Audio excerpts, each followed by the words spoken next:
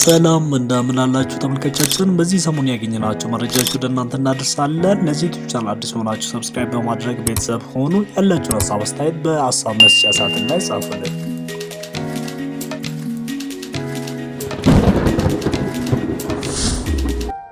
ዶክተር አብይ አህመድ ጉብኝት ላይ ያሉ ሲወድቁ የሚያሳይ ቪዲዮ ለምንድን ነው መውጣት ያስፈለገ? ወንድሜ አዶናይስ ይህንን ያህል ገንዘብ ይህንን ያህል ዶላር ሰብስቦ ምን ላይ ያርግበት ነው? I'm someone who believes one voice can save a life. በኬንያ ውስጥ እንግዲህ በፖሊሶች ተይዞ ሲቀጠቀጥ የነበረው ሃይማኖትን ኦርቶዶክስና ሙስሊሞችን ተሳድቧል የተባለው ነገር ምንድን ነው?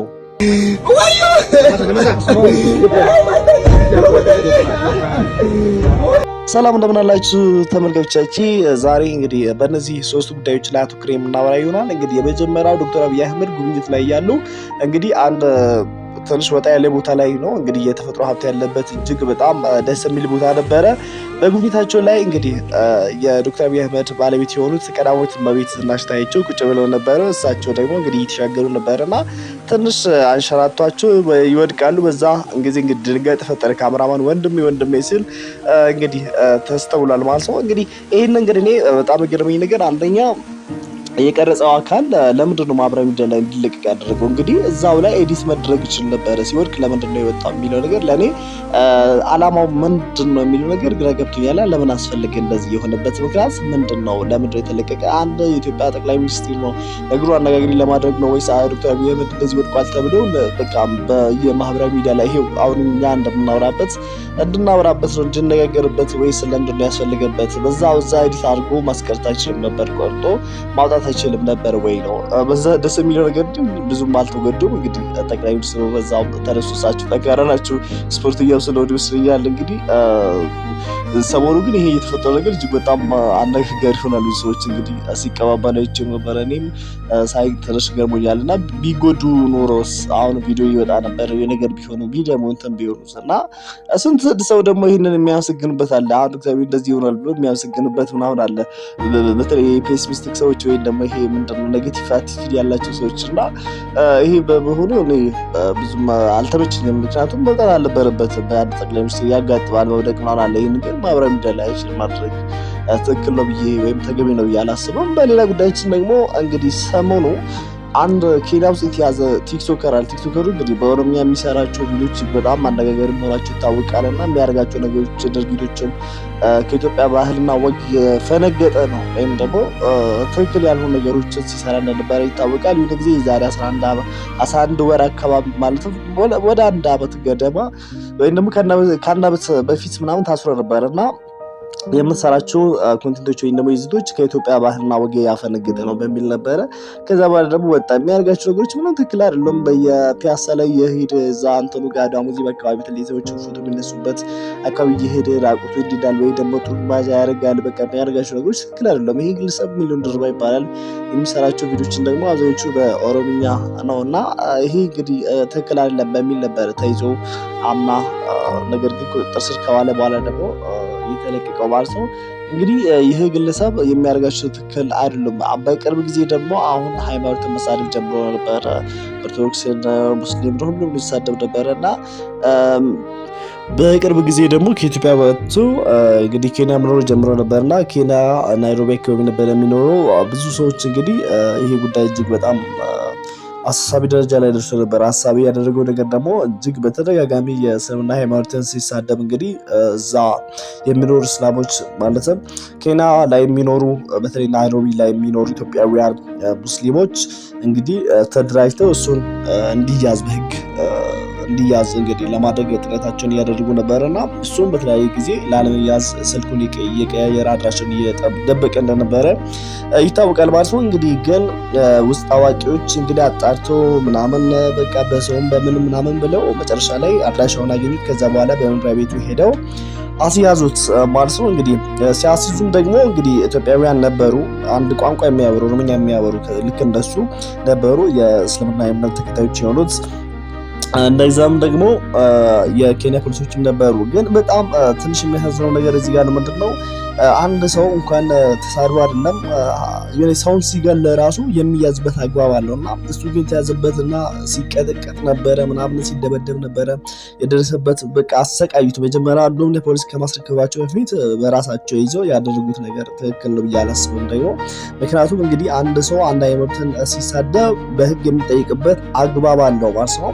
መጠየቅ ይቻላል በህግ ለህግ አሳልፎ ለህግ አካላት እንግዲህ አሳልፈው መስጠት ይቻላል። ግን ራሳቸው እንደዛ አይነት እርምጃ መውሰድ አልነበረባቸውም ነው እኔ በኩል የተሰማኝ ነገር ትክክል አይደለም። ሰሞኑ እንግዲህ ከትናንት ወዲያ ጊዜ ጀምሮ ይሄ ጉዳይ እጅግ በጣም የማህበራዊ ሚዲያ ላይ እየተዘዋወረ ይገኛል ማለት ነው። እንግዲህ ሰዎችም ደግሞ ይሄ ጉዳይ አንዳንዶቹ ትክክል ነው ለሚደግፉት አሉ፣ አንዳንዶቹ ደግሞ ይሄ ትክክል አይደለም፣ በህግ ነው መቀጣት ያለበት፣ ህግ ነው ራሱ መቀጣት ያለበት ነው እንጂ ሰው ራሱ መቀጣት አልነበረበትም። እና እንግዲህ እዛ የነበሩትን ያስያዙት እንደ ትልቅ ድል ነው የቆጠሩት። እሱን በማስያዛቸው ማስያዝ ብቻ ሳይሆን እንደዛ ማድረጋቸው እሱ ላይ እርምጃ በመውሰዳቸው እንደ ትልቅ ድል ነው። አንዳንድ ጊዜ እንግዲህ ሃይማኖታችን ሲሳደብ ማንም ሃይማኖቱ እንዲሰደብ አይፈልግም። ነገር ግን ደግሞ ሃይማኖት ሲባል እንግዲህ ሃይማኖቱ አባቱ እኛ የምናመልከው አምላኩ አለ እና ለእያንዳንዱ ለሚደረገው ነገር ከኛ በላይ ጉልበት ያለው ኃያል የሆነ አምላክ አለና አምላክ ራሱ ሰውየውን ይቀጠዋል ከኛ ቅጣት በላይ። ግን እኛ ደስ አይለንም። ምክንያቱም እኛ የምናመልከው ትልቅ ቦታ የምንሰጠው ነፍሳችን የምንሰጥለት ሃይማኖት ሲሰደብብን ምንም ደስ አይለንም። ነገር ግን ቢሆንም በህግ ነው ህግ ራሱ ተጽፏል። የሁሉም ሃይማኖት እኩልነት የማንም ሃይማኖት እንዳይሰደብ እየተቀመጠ ህግ አለና በዛ ህግ አግባብ ነው መጠየቅ ያለበት ያ ሰው። እርምጃ መውሰድ ካስፈለገም የህግ አካላት እርምጃ መውሰድ ያለባቸው እና በዛ እናንተ ቪዲዮ ብትመለከቱ ትንሽ አሳይቻችኋለሁ፣ ግን በጣም ያሳዝናል እና የሰው ልጅ እንደዛ መድረግ የለበትም የሚል አቋም አለኝ እኔ በእኔ በኩል። ሌላ ጉዳዮችን ደግሞ እንደምታውቀው ሰሞኑ እንግዲህ አዶናይ ብርሃኔ ቲክቶከሩ ኢትዮጵያ ውስጥ 5 ሚሊዮን ተከታዮች ያሉት በተለይ በቲክቶክ ላይ ማለት ነው እንግዲህ አሜሪካ እንደሚገኝ እናውቃለን እና ሄርት ፎር ችልድረን አሶሲዬሽን ምናምን የሚባል የሆነ ቻሪቲ ኦርጋናይዜሽን ለመደገፍ ነው እንግዲህ። እሱም ደግሞ ይሄ ድርጅት ወደ 25,000 ህጻናት በልብ ህመም የሚሰቃዩት ወይም ደግሞ የልብ ህሙማን ህጻናት የሚደግፍ ድርጅት ነው ተብሎ ይታሰባል እና ወደ አሜሪካ የሚሄደው ፈንድራይዚንግ ለማስደረግ ነበረ። እንግዲህ በዚህ ፈንድራይዚንግ ደግሞ ወደ $350,000 እንዲሰበሰብ አድርጓል ማለት ነው። ይሄ በጣም ትልቅ ድል ነው። እነዚህ በማድረጉ አንዳንዶቹ እንግዲህ እንደተለመደው እሱን የሚደግፉ ሰዎች አሉ። ቢሆንም ግን እዛው አሜሪካ ውስጥ ደግሞ እሱን የሚቃወሙ አሉ። ቻሪቲ ኦርጋናይዜሽኑ ማን ነው ያቋቋመው? ኃላፊነቱ ማን ይወስዳል? ይሄ እየታወቀ ነገር አለ ወይስ ነው የሚሉ አንዳንድ ሰዎች ሀሳባቸው የሚያነሱ አሉ። ምናልባት ደግሞ እዚህ ጋር ገንዘቡ ላይ ከተሰበሰበ በኋላ ምናልባት አቢዩዝ ኦፍ መኒ ካለ ወይም ደግሞ ገንዘቡን አላግባብ ቢጠቀሙ ኃላፊነቱ ማን ይወስዳል? ገንዘቡ ከተሰበሰበ በኋላ በተግባር ላይ መዋል ወይ ደግሞ ለሚፈለገው ጥቅም መዋሉን በምን አይነት አግባብ ነው ማወቅ የሚቻለው የሚለው ነገር ለብዙ ሰዎች እንደ ስጋት የሚያነሱ አሉ። ሆኖም ግን እንግዲህ ለዚህም ደግሞ አዶናይ ብዙ መልሶችን ሰጥቶ ነበረ። እንደዛም ደግሞ እንደሚታወቀው በዓለም ላይ እጅግ በጣም ታዋቂ የሆነ ዲለን ፔጅ የሚባል ወደ 20 ሚሊዮን ተከታዮች ያሉት ቲክቶክ ላይ ዳድ ኦፍ ኒውስ የሚባለው ወይም ደግሞ የዜና አባት የሚባለው እሱንም አዶናይ ጋር ተገናኝቶ ነበረ ኦንላይን።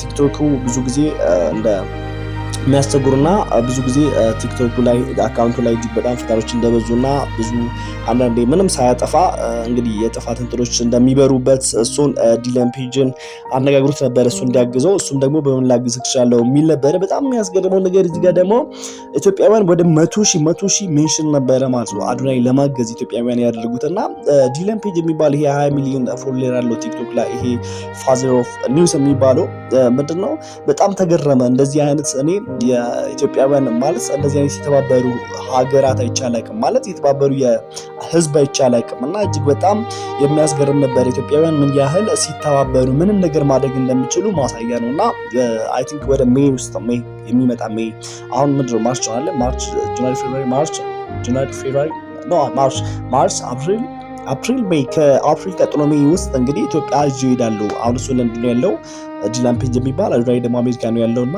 ከአሜሪካ ወደ ለንደን ይሄድና ከዛ በዛ በሜይ ወር ውስጥ ማለትም በእኛ በግንቦት ይመስለኛል ግንቦት አካባቢ ነው ወደ ኢትዮጵያ ይሄዳሉ። ኢትዮጵያ ያላትን ሀብት ተፈጥሮ ሀብት ሁሉ ነገርን አስጎበኛለሁ ነው እሱ ደግሞ እዛ ኢትዮጵያ በመሄዱ የዓለም ህዝብ ትኩረት በሙሉ ኢትዮጵያ ላይ እንዲሆንና በተለይ በቱሪስት መስህቦች ላይ ትልቅ ስራ እንደሚሰራ አምናለሁ የሚል ሀሳቡን ሰጥቷል ማለት ነው። እንግዲህ እስካሁን ስለተከታተላችሁ አመሰግናለሁ። ለዚህ ዩቲዩብ ቻናል አዲስ ሆናችሁ ሰብስክራይብ በማድረግ ቤተሰብ መሆናችሁን እንዳትረሱ። ወዳችኋለሁ። ሰላም ነው።